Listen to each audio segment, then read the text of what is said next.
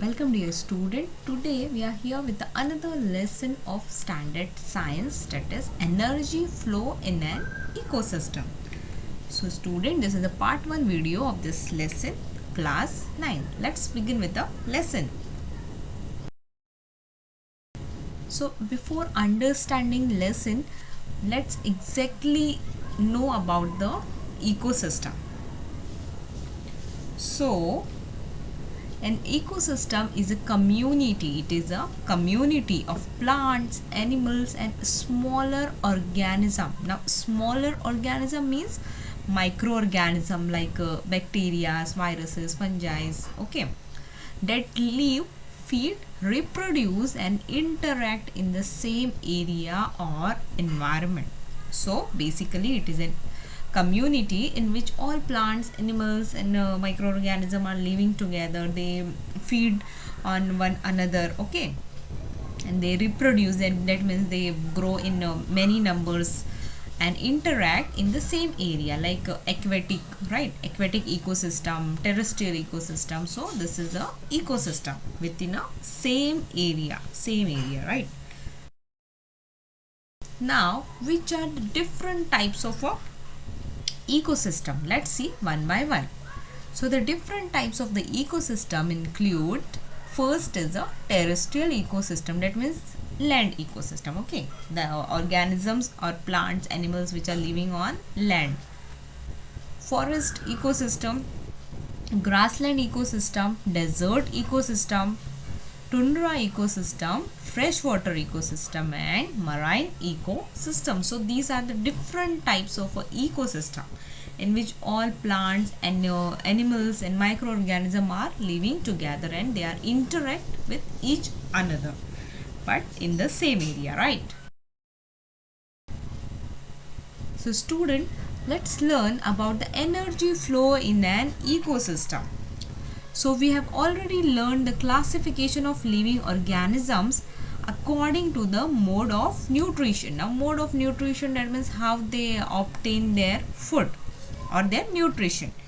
So it is divided into producers, consumers, saprotrophs and decomposers. Now student, producer means plants. Producer means plant, that means plants can prepare their own food in the presence of sunlight, right, by the process of photosynthesis. That's why plants are the producer.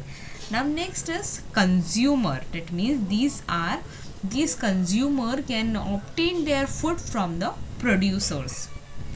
Next is saprotrophs and decomposers. Now saprotrophs and decomposers are that means they obtain a food from dead and decaying organic matter, right?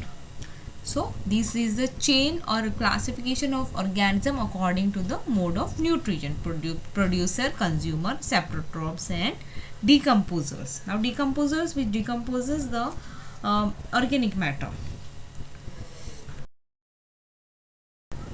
So next, these are the various trophic levels of a ecosystem. So first is the primary consumer. Now primary consumers are also known as a herbivores.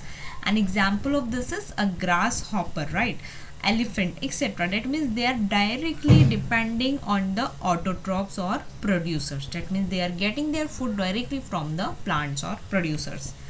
Next we have a secondary consumers, and it is also known as a carnivores. Now example of this secondary consumers are frog, owl and fox, etc. So these consumers use herbivores as their food. Okay, so that means carnivores are depend on herbivores and herbivores are directly depend on producers. Now next we have is apex or top consumer, and it is also known as a tertiary consumer or carnivores. Yeah, so example are tiger and lion, etc. Okay, so these consumer use herbivores and carnivores both. Carnivores as their food, and no other animals feed on top consumer. That means these can be consumed, carnivores and herbivores, but apex or top consumer cannot be consumed by another like herbivores and carnivores. Now next is omnivores. Now this is also known as a mixed consumer. Okay, for example, humans, right? So example of omnivores is human, beer, etc. That means these organisms can feed on herbivores, carnivores, and producers. So these are the different topic level of an ecosystem. Yeah, right. Now we are going to learn about food chain and food web. Let's learn about it. So first we have to learn about food chain. Let's see what it is. So a food chain is a sequence of transfer of matter and energy in the form of food from organism to organism. Yes, this is a picture of an organism of a food chain. You can observe a student in the picture that plants or producers are preparing their food in the presence of sunlight. Okay. And the grasshopper, which is example of primary consumer, is depend on the producer, and primary consumer is eaten or consumed by the secondary consumer, that is a frog, and frog is eaten or consumed by the tertiary consumer, that is a snake, and final, or we can say apex consumer, is a hawk. Okay, and last, after the death of the hawk, what happens, the decomposers are grow, or they can obtain the food from the final consumer. So this is a food chain in which the energy on food is transferred from one organism to the another organism. Okay, so this is a food chain, and interaction go on continuously between producers, consumers, and saprophytes or saprotrophs, and there is a definite sequence in this interaction, which is the food chain. Have you got it, student? So next we have to learn about a food web. Each food chain consists of 4, 5 or more links. That means yeah, right, so 4, 5 and more links.